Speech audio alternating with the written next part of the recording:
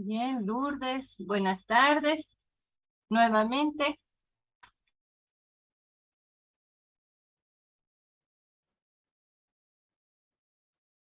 Bien, Lourdes, ¿me escucha? No. Sí, le escucho, licenciada. Muy bien, Lourdes, muchas gracias. Muy bien, ¿has logrado practicar algún ejercicio? No mucho, Lice, mi hijita está un poco inquieta. Está practicando ahí. Sí. ¿Cómo se llama su hijita, Lourdes? Adriana, Adriana, ¿cuántos años tiene? 3 años tiene. Una etapa bien Sí, activa, ¿no? Muy bien. sí, Saludos a Adriana también y felicidades a usted también por su responsabilidad. Es muy valorable que también esté al cuidado de su niña y también de su hijo, ¿no? Muy bien, sí. gracias Lourdes. Tenemos a Elizabeth y a Laín también. Y Aida, espero que hayan practicado. ¿Alguien se anima a compartir el ejercicio que practicaron en el receso de 10 minutos? ¿Alguien pudo practicar?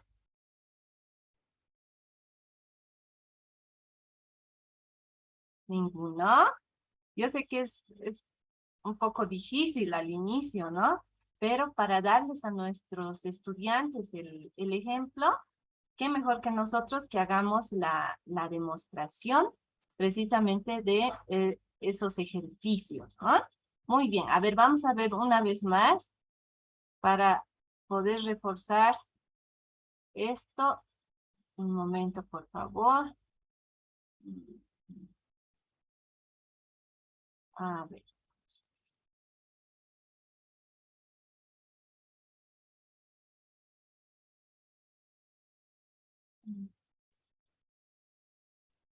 Muy bien, a ver, tal vez Vladimir también ha podido ejercitar. Vamos a ver un hito más. Como es tan cortito, vamos a hacer un refuerzo, ¿sí?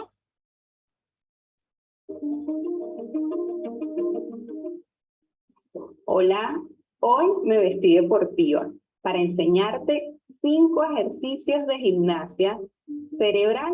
La gimnasia no solamente es para nuestro cuerpo, existen infinidades de ejercicios que podemos utilizar para potenciar y mejorar nuestras habilidades cognitivas. Con estos ejercicios logramos que nuestros hemisferios cerebrales trabajen de forma simultánea, mejorando así nuestro nivel de atención, concentración, memoria, resolución de problemas y favorecen el aprendizaje autónomo. Son excelentes para trabajar en niños con dificultades de aprendizaje, dislexia, hiperactividad, porque además los invita a fomentar el pensamiento reflexivo. Para que estos ejercicios sean efectivos, recomiendo realizar cada uno en 3 series de 5 repeticiones hasta que logres dominarlos. Son ideales para hacerlos en familia y pasar un momento agradable.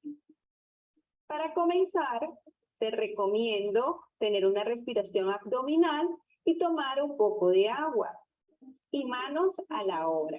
Ejercicio número 1. Para este ejercicio vamos a colocar el índice y el pulgar en forma de círculo en una mano. Y con la otra mano vamos a señalar con el índice y el pulgar levantado. Vamos a señalar el círculo. Y hacemos cambio al mismo tiempo.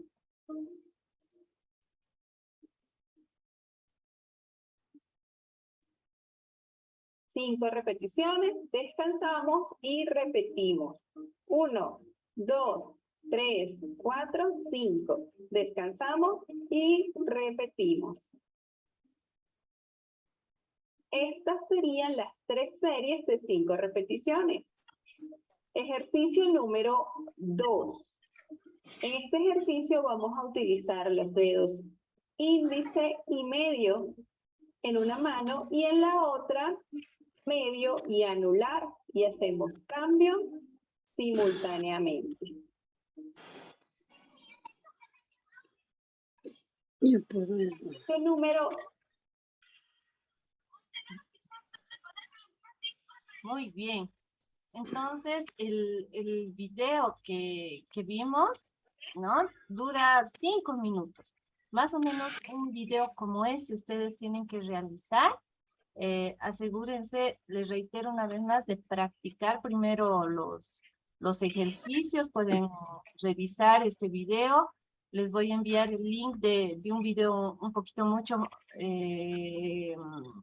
más motivador, yo lo veo el otro, para ustedes como maestros, tanto que explica mucho la relación de la enseñanza y aprendizaje con lo que es la plasticidad cerebral. Entonces, ustedes tienen una diversidad de ejercicios. En todos los videos y material bibliográfico que encuentren sobre estos ejercicios, se resalta mucho la necesidad de que se realice en un ambiente bueno, pues de mucha emoción, de mucha motivación. No tenemos que ver esos ejercicios como obligados. Entonces, voy a estar muy atenta a los videos que ustedes vayan a grabar y estoy segura que les va a ayudar a sus alumnos, ¿no? Cada clase se recomienda que deberíamos iniciar con uno de estos ejercicios, que nuestros estudiantes vean que al inicio cuesta, pero con la práctica nosotros podemos resolver. También les voy a pasar el link de un material bastante didáctico para poder trabajar esta plasticidad cerebral en niños, ¿no? De inicial y también niños de primaria, de los primeros años, en donde se les invita a dibujar con ambas manos, a recorrer algunos trazos con ambas manos. Entonces, se tiene diferentes actividades para precisamente estimular, ¿no? Estimular primero lo que es la emoción. Sabemos que cuando hay emoción uno aprende mucho mejor, la atención, la memoria, el razonamiento, y todas estas actividades están encaminadas a eso. Ahora, si alguien no puede trabajar con las manos en el video que tienen para hacer su tarea, pueden buscar también ejercicios que ya tengan que ver no solamente con las manos, que involucran más movimientos finos, ¿no? De mayor coordinación. Pueden buscar también algunos ejercicios que se realizan con el cuerpo o ejercicios para hacer trazos. Entonces, eso ya es libre para ustedes. Muy bien. Entonces, ninguno creo que ha practicado en el descanso, o por lo menos no se animan a compartir sus habilidades. No se preocupen. Vamos a continuar entonces con el avance.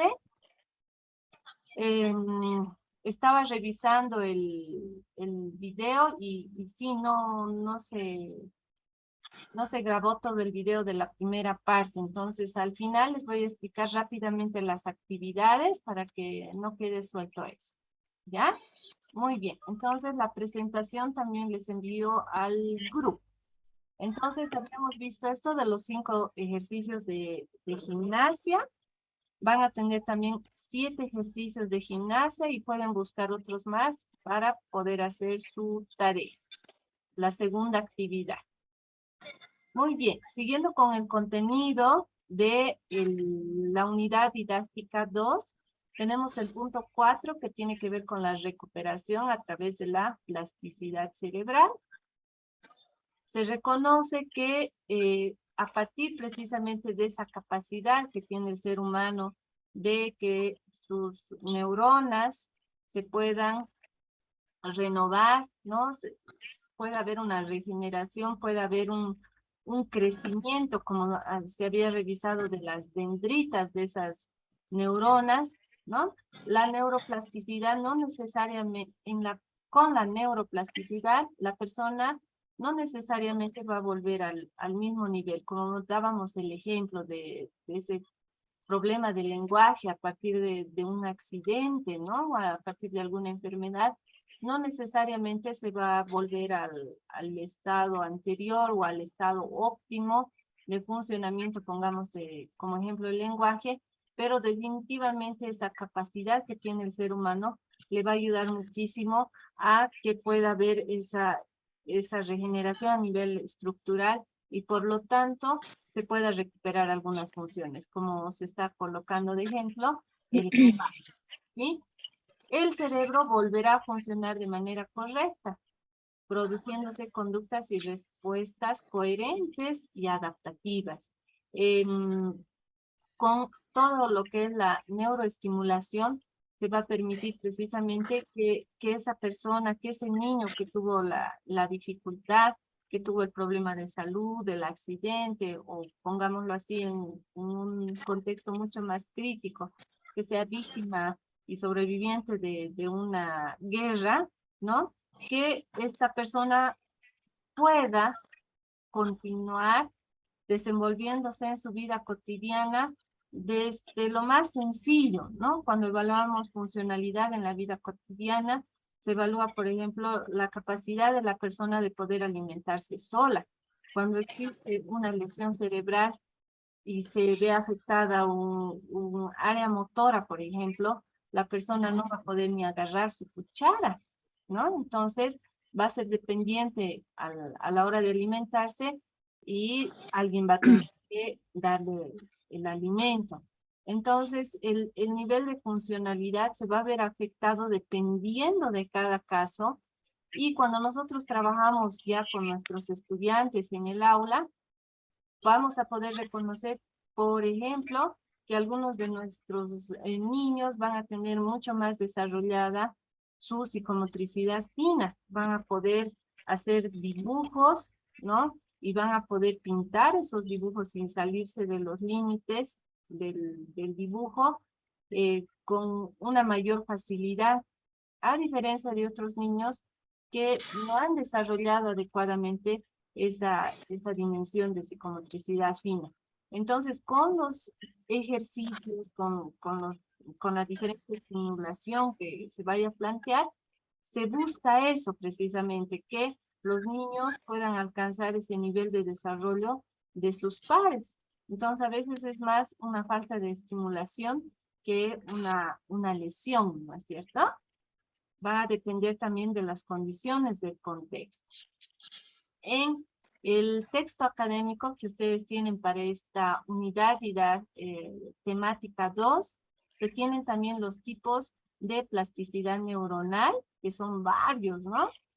Entonces vamos a ver esta clasificación por eticidad, plasticidad del cerebro en desarrollo, plasticidad del cerebro en periodo de aprendizaje y plasticidad del cerebro adulto. Se reconoce, como les había adelantado, que todos los seres humanos podemos tener una plasticidad cerebral. Sin embargo, se ha confirmado, por lo menos hasta la fecha, posiblemente más allá existan otras evidencias científicas, de que los niños tienen una mayor capacidad de plasticidad cerebral. De ahí, por ejemplo, los estudios en neurolingüística, donde se confirma que los niños tienen la capacidad de aprender, por ejemplo, un nuevo idioma mucho más fácil que un adulto. Es más fácil que respetando la lengua materna de un niño, ¿no? Incluso hasta por ética, podamos enseñar otro idioma. Entonces, existen estudios muy bonitos. No es que los adultos no tengamos plasticidad cerebral, que no podamos recuperar la funcionalidad a partir de una enfermedad, de una lesión, pero en los niños esta capacidad va a estar pues en un mayor nivel. Tenemos número 2, por patologías, plasticidad del cerebro mal formado.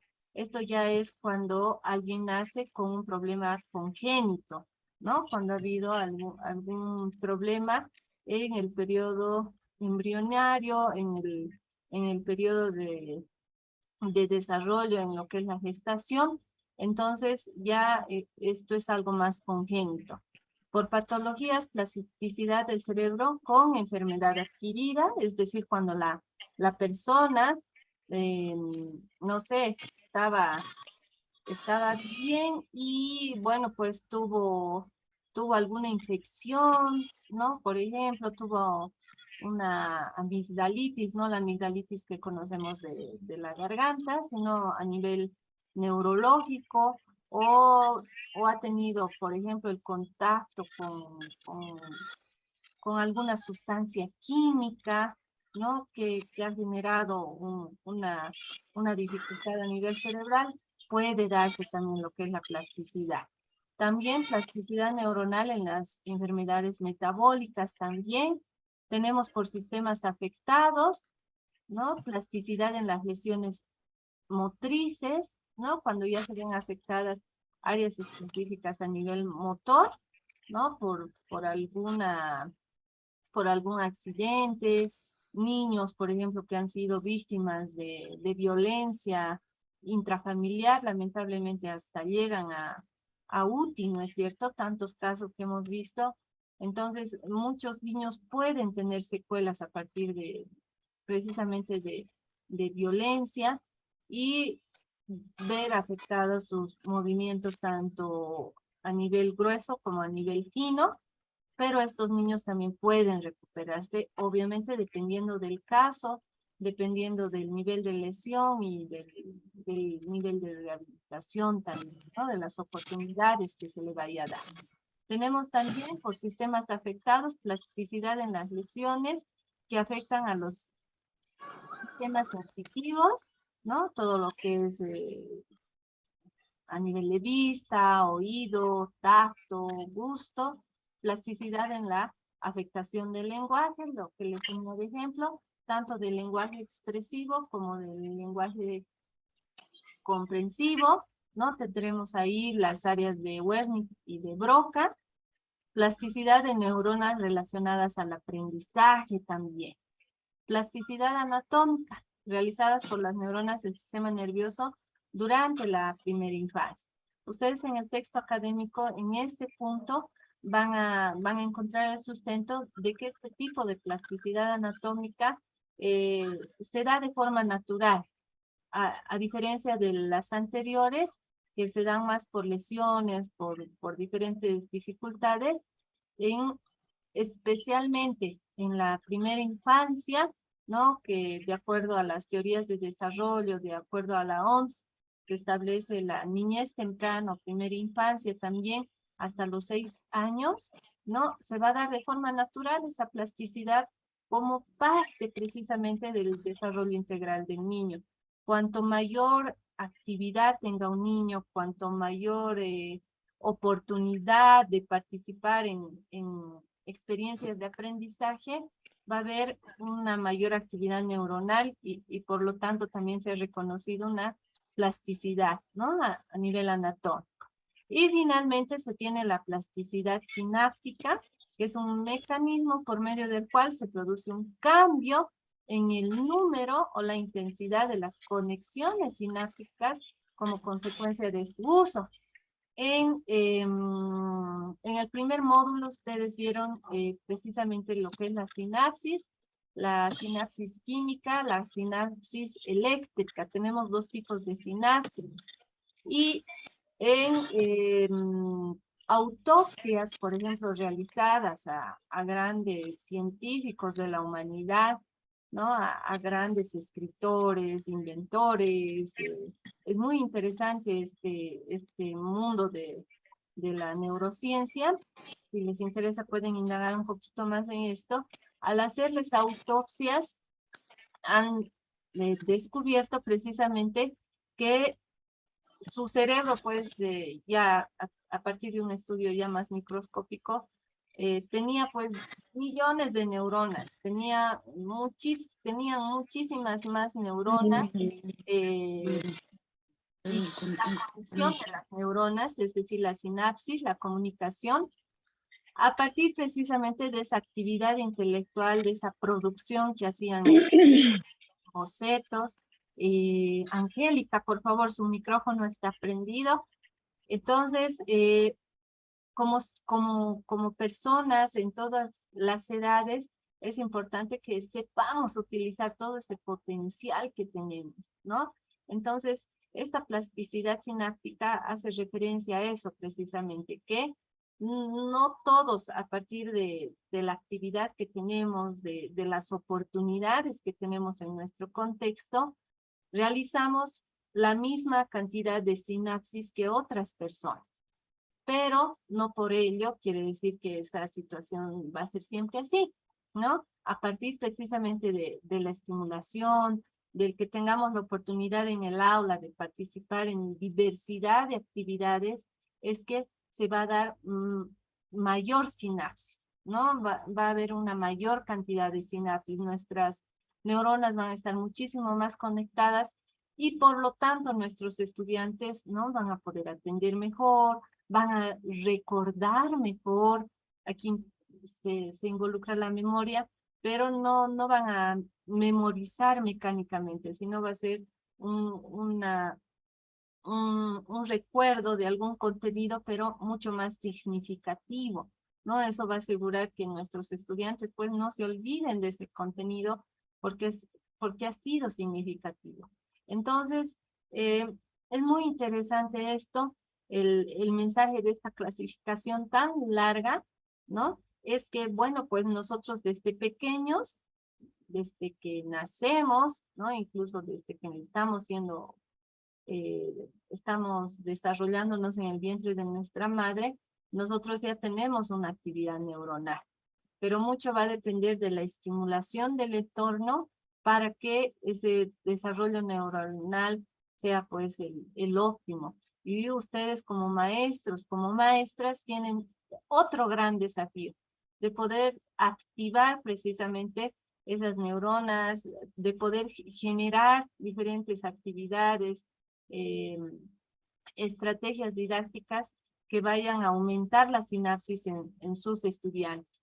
Y si tienen estudiantes que están por debajo de lo esperado, que eso es muy común por diferentes situaciones, que ustedes puedan hacer incluso adaptaciones curriculares para poder darle ese apoyo a su estudiante, ¿no? Porque necesita una atención más diferenciada precisamente por el retraso que está teniendo. Eso sin asociarlo a discapacidad o a dificultad de aprendizaje, pero es una necesidad específica, ¿no? Entonces, de hecho, todas estas estrategias, actividades, les van a ser de utilidad a sus estudiantes en general, pero va a haber casos en donde el maestro va a tener que redoblar esfuerzos. Muy bien. También se tienen los mecanismos de la plasticidad cerebral. Vamos a controlarla ahora, por favor. Muy bien, estamos en bueno. Tenemos también en la bibliografía diferentes mecanismos. En su texto académico ustedes tienen el aporte de Sierra. Sin embargo, se tienen otros aportes, ¿no? Que también se los puede considerar, pero para el módulo y específicamente para esta unidad temática se ha considerado el aporte de Sierra. Muy bien. Tenemos entonces lo que es la compensación conductual, ¿no? La compensación conductual en el sentido de que con la plasticidad cerebral, al verse afectado, por ejemplo, para que me comprendan, un movimiento, el de agarrar la cuchara por alguna lesión, ¿no? Por alguna lesión, algún accidente, etcétera, provocada por alguna situación en particular, la persona, en lugar de agarrar la cuchara, por ejemplo, va a comer directamente del plato. Es decir, va a desarrollar la habilidad de agarrar la galleta con sus dientes directamente del plato, ¿no? Porque no puede agarrar todavía ni cuchara, ni galleta, ni nada. Entonces, la plasticidad cerebral hace que la persona se pueda adaptar, ¿no? A esa dificultad, como ejemplo, motora de agarrar la cuchara o agarrar una galleta. Entonces, como esa persona tiene hambre, va a buscar, pues, tal vez ese momento justo, no hay nadie en el hospital o en su casa que le ayude a comer la galleta, entonces se va a dar formas, ¿no? Entonces, tendríamos ahí la compensación conductual, perdón, que hasta que se recupere la función perdida en este parte, ejemplo, motora, la persona va a desarrollar otras conductas para poder desarrollarla en su vida cotidiana. Tenemos también la neurotransmisión por difusión no sináptica, ¿no? Tenemos nosotros, se había resaltado mucho en el módulo 1, la actividad neuronal, la actividad de las células nerviosas, que son las sinapsis, van a generar, sí, todos esos procesos cognitivos que pone atención la neuroeducación, como son la atención, la memoria, la percepción, el razonamiento, la resolución de problemas. Pero, ¿sí? En estos factores que tienen que ver directamente con el aprendizaje, ¿no? Va a haber precisamente una comunicación cuando hablamos de una sinapsis química. Se va a pasar lo que son los neurotransmisores. Tenemos la dopamina, la noradrenalina, ¿no? Diferentes neurotransmisores que ustedes revisaron a detalle en el módulo 1. Entonces, con la plasticidad cerebral, precisamente se va a fomentar esto, ¿no? Que exista ese intercambio de información y que se pueda fomentar esas funciones cognitivas que se requieren para el proceso de enseñanza-aprendizaje. Va a haber un desenmascaramiento también, en el sentido de que se van a ponerse a funcionar, pondremoslo así, o se van a poner a trabajar neuronas que no lo estaban haciendo hasta ese momento, ¿no? Porque también existe evidencia científica que los seres humanos podemos llegar al día de nuestra muerte sin haber hecho trabajar a todas nuestras neuronas. Muchos no utilizan ni el 50% de su capacidad, ¿no es cierto? Por eso lo que les comentaba, la diferencia con las autopsias de grandes investigadores, personajes de la humanidad. Entonces aquí se va a dar que aquellas células un poquito que estaban durmiendo, ¿no? Vamos a ponerlo así de manera didáctica, empiezan a trabajar, precisamente por esa demanda del ser humano, por esa demanda de poder recuperar alguna función o de poder aprender algo muchísimo más nuevo. De ahí que sale la frase, ¿no? Salir de la zona de confort. El salir de la zona de confort en el aula, en el trabajo, en nuestro barrio, en la comunidad, hace precisamente que nuestras estructuras pues trabajen más, ¿no? Tenemos los factores tróficos también, las sinapsinas y neurotransmisores, que ya tienen que ver esto con estructuras del cerebro, que ustedes han revisado en el módulo 1, y la ramificación o sinaptogénesis reactiva.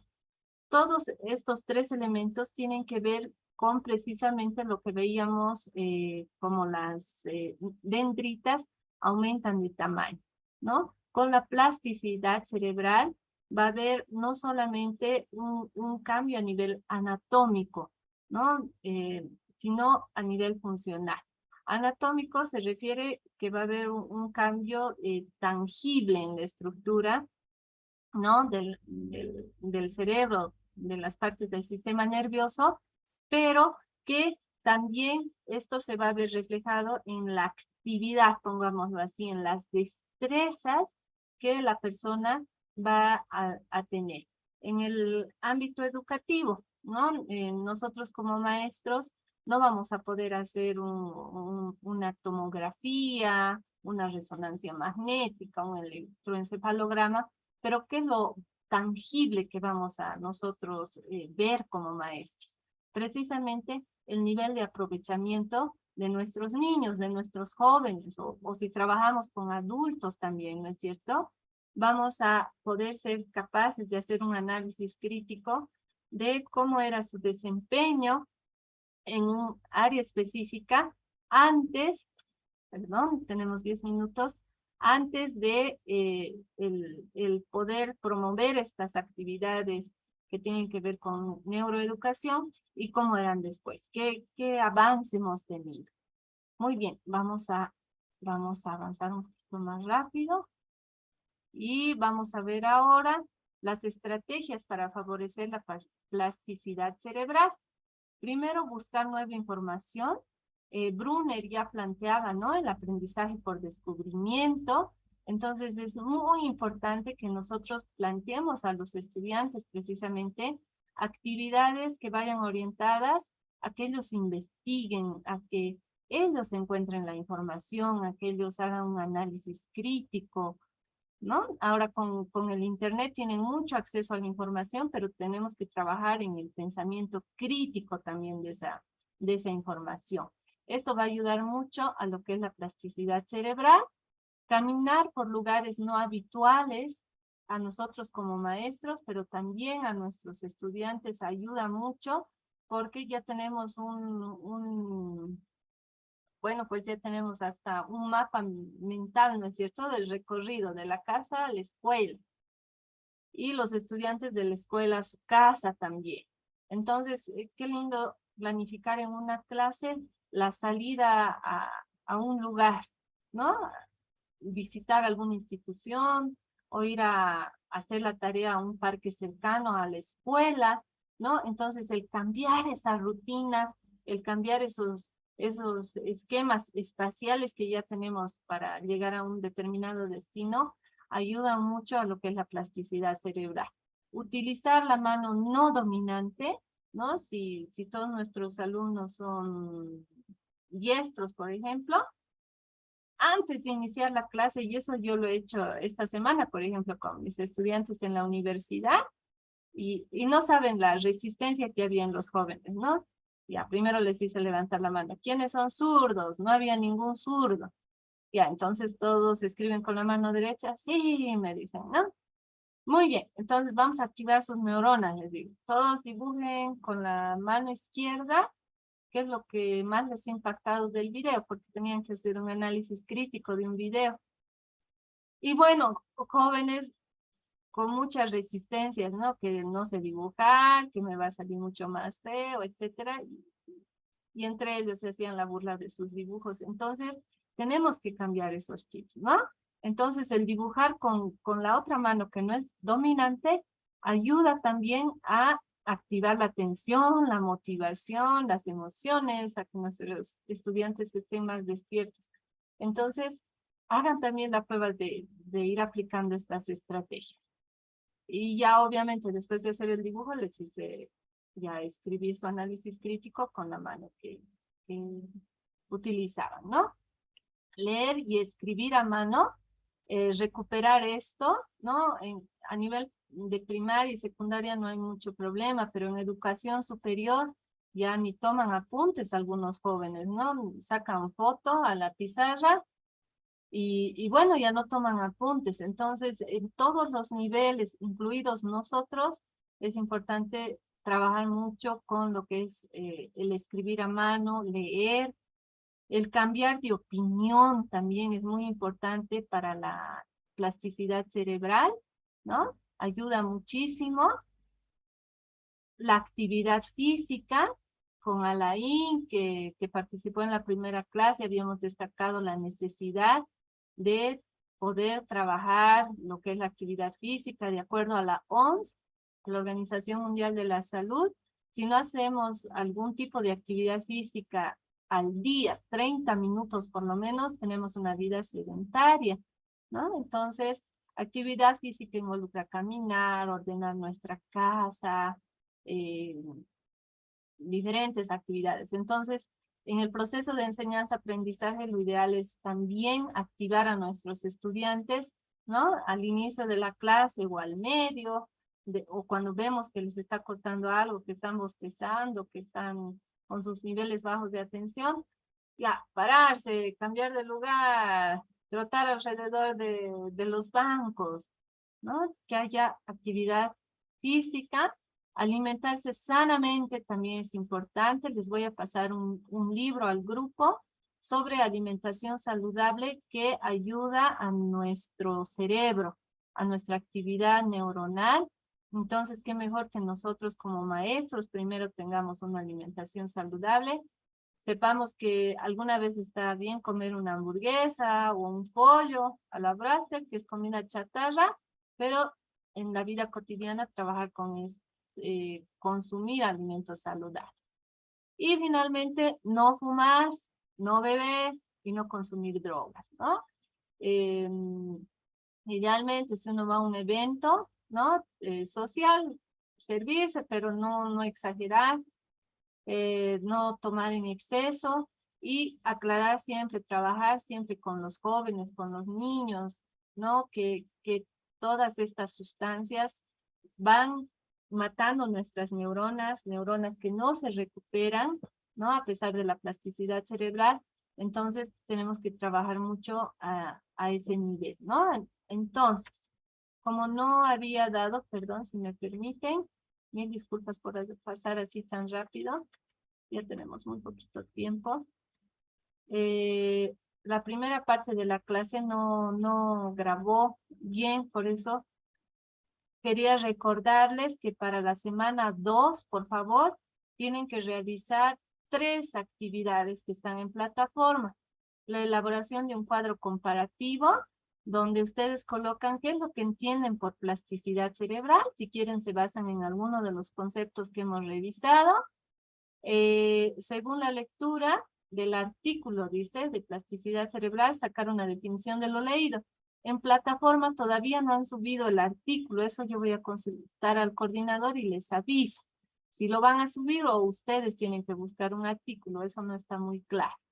¿Y de qué manera aplico la plasticidad cerebral en el aula? Ustedes aquí explican, por ejemplo, si a sus estudiantes les han hecho hacer uno de los ejercicios de manos que hemos visto. ¿Y qué efectos han visto? Es eso nada más que tienen que hacer en la primera actividad. En la segunda actividad, elaborar un video visualizando producción de materiales para el desarrollo de la plasticidad cerebral, ¿no? Entonces esto está por demás, mapa mental. Muy bien, ustedes tienen que hacer un video mínimo de 5 minutos y máximo de 10 y lo tienen que subir a Drive o YouTube. ¿Eso para qué? Para que en la plataforma solo suban el enlace. No tienen que subir todo el video, solamente el enlace, por favor. Entonces, en ese video precisamente tienen que hacer como la maestra que veíamos, ¿no es cierto? Que explicó, a ver, ejercicio 1. Y ustedes para eso tendrán que practicar con sus manos, con una hoja, con algún otro material, con todo su cuerpo. Eso ustedes ya lo deciden, tienen varias opciones. Muy bien, pueden grabar su video, no sé, en su celular, ¿no? Y luego lo suben, hay diferentes formas que lo pueden elaborar. Pero que sea algo corto, pero algo ameno también, ¿no? Pueden hacer una introducción sobre la importancia de la plasticidad, que no sea muy larga, y posteriormente ya hacer los ejercicios. Para eso tienen que practicar. Y finalmente, en el marco del Producto Académico de Transformación, el PAT, seguimos con el desarrollo y para la semana 2 tienen que llenar estas 2 tablas o 2 cuadros. Una en la elaboración de la propuesta de transformación, donde a partir del reconocimiento de la problemática, identifican el título, la problemática, el planteamiento del problema, objetivo y actividad. Y un cronograma a partir del diagrama de Gantt. Estas 2 tablas deberían estar en plataforma, todavía no lo están, eso más voy a consultar y les aviso por el grupo, pero ya queda claro que tienen que hacer estas 2 tablitas.